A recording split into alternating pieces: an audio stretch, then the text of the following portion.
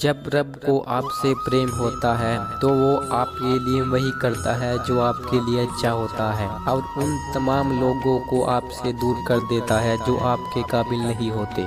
कोई कितना भी बोले अपने आप को शांत रखो, क्योंकि धूप कितनी भी तेज हो समुद्र को सुखा नहीं सकती। भगवान श्री कृष्ण कहते हैं, हृदय से जो दिया जा सकता है वो हाथ से नहीं, और मौन से जो कहा जा सकता है वो शब्दों से नहीं। बुला लो हमें अपने वृंदावन धाम में, वरना कचहरी में अपील करूंगा। हार जाओगे कान्हा, मैं श्री राधा को अपना वकील करूंगा।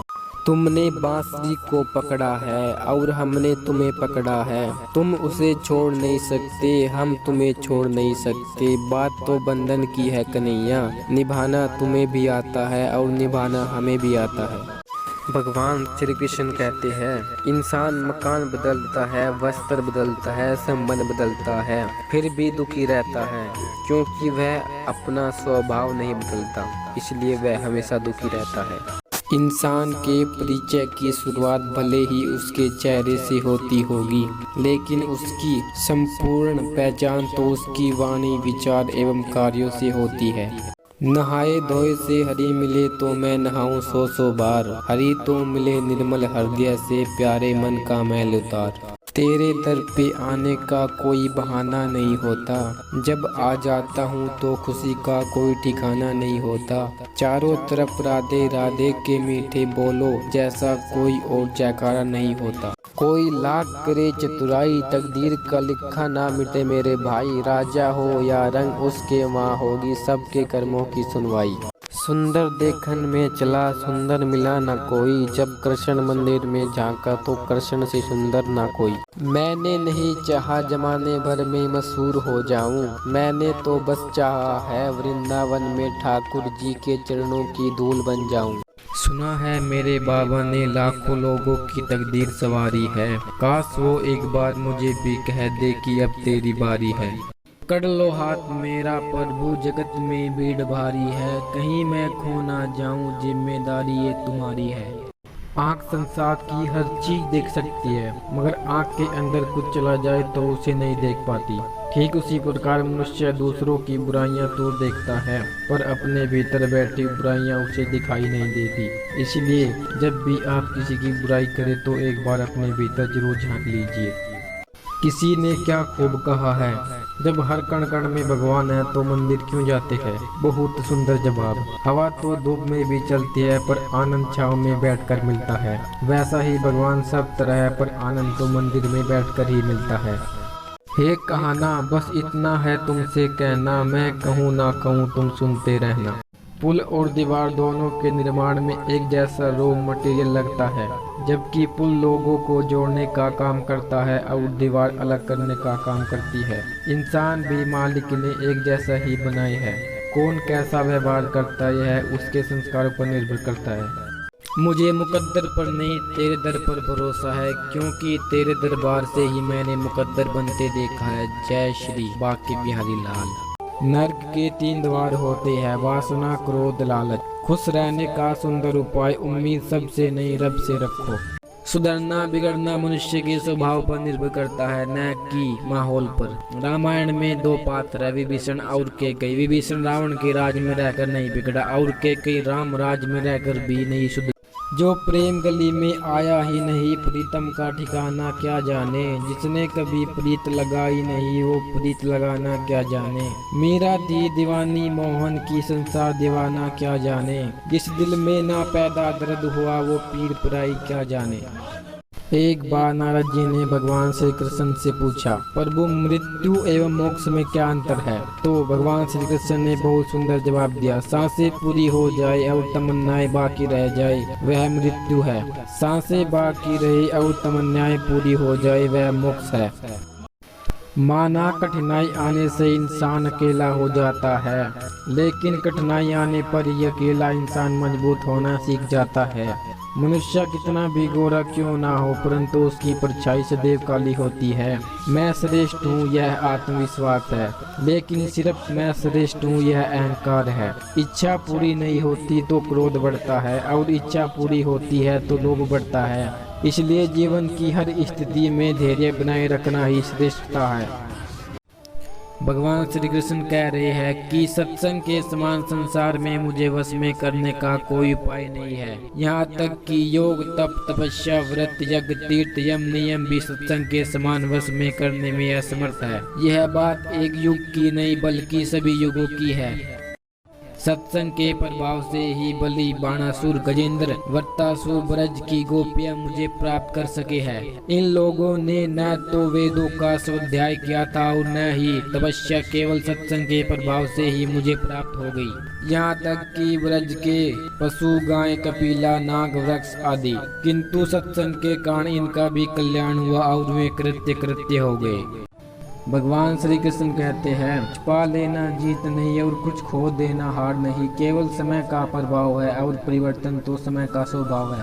अहंकार मनुष्य से वह सब करवाता है जो अंत में उसी के विनाश का कारण बनता है। इसलिए जीवन में जितना जल्दी हो सके अपना अहंकार त्याग दो। कृष्ण का दिया हुआ हमें स्वीकार है। मेरे कृष्ण के रहते हुए चिंता करना बेकार है। आएगी मुसीबत तो मेरे कृष्ण उसे टालेंगे। हम कृष्ण के ही भक्त हैं, हमें कृष्ण ही संभालेंगे। जय श्री कृष्ण। किसी ने प्रभु श्याम से पूछा कि राधा कौन है। श्याम ने जवाब दिया, सब मेरे पास आते हैं और मैं राधा के पास जाता हूँ। बिना हक का जब लेने का मन हो वहाँ महाभारत की शुरुआत होती है, और जब अपने हक का भी छोड़ देने का मन हो वहाँ रामायण की शुरुआत होती है। जिसकी मति और गति सत्य की हो उसका रथ आज भी भगवान श्री कृष्ण चलाते हैं। भगवान के पास बैठिए इतने गहरे भाव से कि आंसू आ जाए। किसी प्रकार की कोई आकांक्षा या मांग ना रखे। भगवान का होना ही आशीर्वाद है, मांगना नहीं पड़ता। उनके पास होने से ही सब मिल जाता है। जैसे फूल के पास जाओ खुशबू अपने आप ही मिलने लगती है। भगवान ने सारी व्यवस्था पहले ही की हुई है, मांगने की जरूरत ही नहीं पड़ती।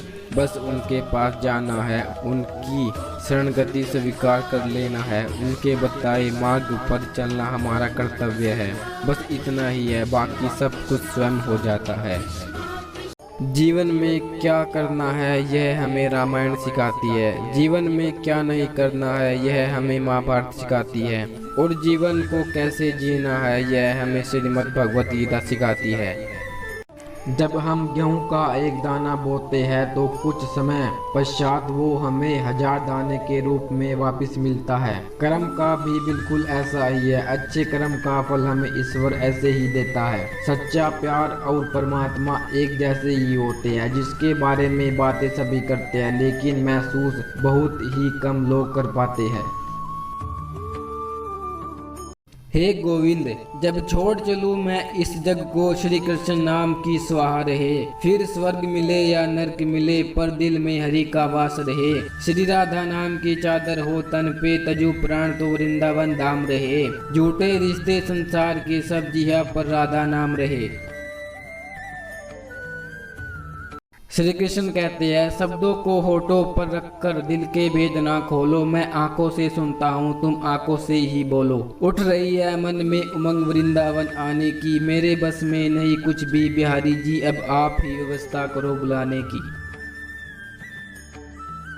श्री कृष्ण पर विश्वास बिल्कुल उस बच्चे की तरह करो जिसे आप हवा में उछालो तो वह हंसता है, डरता नहीं, क्योंकि वह जानता है आप उसे गिरने नहीं देंगे। ठीक उसी प्रकार अगर आप भगवान श्री कृष्ण पर पूर्णतः विश्वास करेंगे तो वह आपको कभी गिरने नहीं देंगे और भगवान श्री कृष्ण आपको हर मुसीबत से बचाएंगे। भगवान श्री कृष्ण कहते हैं, मैं किसी के भाग्य नहीं बनाता हूँ, हर कोई अपना भाग्य खुद बनाता है। तुम आज जो कर रहे हो उसका फल तुम्हें कल प्राप्त होगा, और आज जो तुम्हारा भाग्य है वह तुम्हारे पहले किए गए कर्मों का फल है। इसलिए आप हमेशा अच्छा कर्म कीजिए, आपका भाग्य हमेशा खुशियों से भर जाएगा। भगवान श्री कृष्ण कहते हैं, मैं किसी के भाग्य नहीं बनाता हूँ, हर कोई अपना भाग्य खुद बनाता है। तुम आज जो कर रहे हो उसका फल तुम्हें कल प्राप्त होगा, और आज जो तुम्हारा भाग्य है वह तुम्हारे पहले किए गए कर्मों का फल है। इसलिए आप हमेशा अच्छा कर्म कीजिए, आपका भाग्य हमेशा खुशियों से भर जाएगा। क्रोध और पुण्य। पितामह भीष्म के जीवन का एक ही पाप था कि उन्होंने समय पर क्रोध नहीं किया, और जटायु के जीवन का एक ही पुण्य था कि उसने समय पर क्रोध किया। परिणाम स्वरूप एक को बाणों की सैया मिली और एक को प्रभु श्री राम की गोद। अतः क्रोध भी तब पुण्य बन जाता है जब वह धर्म और मर्यादा के लिए किया जाए। सहनशीलता भी तब पाप बन जाती है जब वह धर्म और मर्यादा को बचा ना पाए। एक दिन शिकायत आपको वक्त से नहीं बल्कि खुद से होगी कि एक खूबसूरत जिंदगी सामने थी और आप दुनियादारी में उलझे रहे। गलत पासवर्ड से एक छोटा सा मोबाइल नहीं खुलता, तो गलत कर्मों से स्वर्ग का दरवाजा कैसे खुलेगा। पानी में डूबो तो मृत्यु निश्चित है, भक्ति में डूबो तो मुक्ति निश्चित है।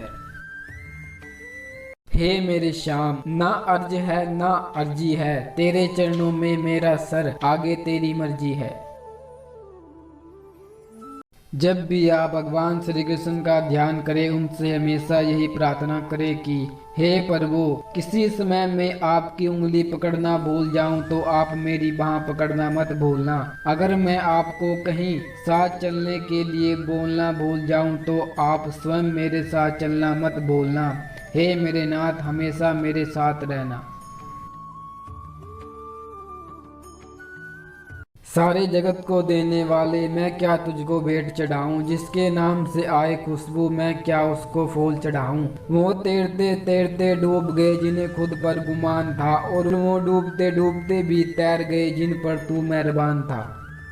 समय जिसका साथ देता है वो बड़ों बड़ों को मात देता है। अमीर के घर पर बैठा कुआ भी सबको मोर लगता है, और गरीब का भूखा बच्चा भी सबको चोर लगता है।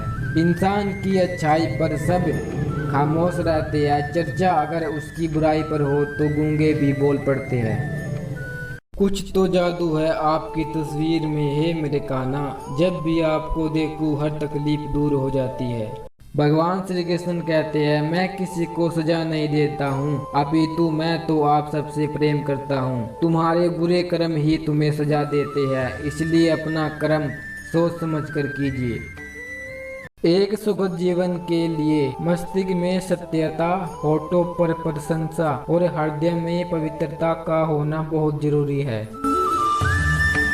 भक्ति मार्ग में कौन सा परिश्रम है, इसमें ना योग की आवश्यकता है, ना यज्ञ जप तप और ना उपवास। यहाँ इतना ही आवश्यक है कि सरल स्वभाव हो, मन में कुटिलता ना हो, और जो कुछ मिले उसी में सदा संतोष रखे।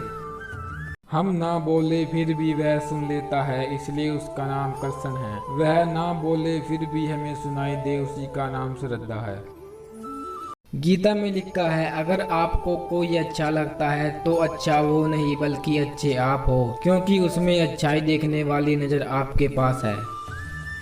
इंसानियत आदमी को इंसान बना देती है, लगन हर मुश्किल को आसान बना देती है। लोग यूं ही नहीं जाते मंदिरों में पूजा करने, आस्था ही तो पत्थर को भगवान बना देती है। जैसे जाने या अनजाने में ईंधन से यदि अग्नि का स्पर्श हो जाए तो वह भस्म हो जाता है, वैसे ही जानबूझकर या अनजाने में श्री हरि के नामों का संकीर्तन करने से मनुष्य के सभी पाप भस्म हो जाते हैं। एक शिष्य ने अपने गुरु से पूछा, गुरुदेव, भक्ति करने का सर्वश्रेष्ठ समय कौन सा है। गुरु ने प्रेम से कहा, मौत से एक दिन पहले। शिष्य, गुरुदेव, मौत का तो कोई वक्त नहीं होता। गुरुदेव ने मुस्कुराते हुए कहा, तो फिर जिंदगी का हर दिन आखिरी समझो, अर्थात मौत से डर रहेगा तभी भक्ति की जा सकती है। इसलिए हर दिन को अंतिम मानकर भक्ति करनी चाहिए। क्यों भगवान श्री कृष्ण को 56 भोग लगाए जाते हैं। माता यशोदा भगवान श्री कृष्ण को प्रतिदिन 8 बार भोजन कराती थी, और कहा जाता है कि भगवान श्री कृष्ण ने गोवर्धन पर्वत को 7 दिनों तक उठाए रखा था, और इन 7 दिनों तक भगवान श्री कृष्ण भूखे रहे।